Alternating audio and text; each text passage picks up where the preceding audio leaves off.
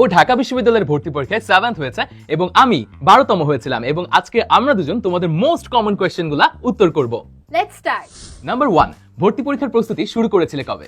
বাংলা ও ইংরেজির ক্ষেত্রে এইচএসসির পূর্বে এবং জেনারেল নলেজ এইচএসসির পরে। দিনে কত ঘন্টা পড়তেন?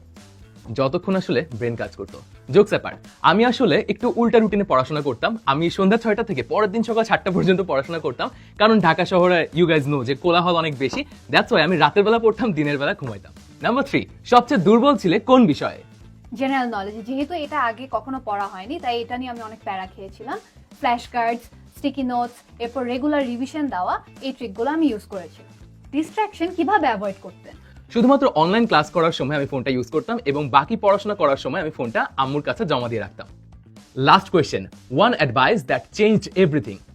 Study smart not hard. তোমার জন্য ইম্পর্টেন্ট টপিকগুলো খুঁজে বের করে সেগুলোর উপর ফোকাস দিয়ে পড়তে হবে। ভাইয়া, আপনারটা কি ছিল?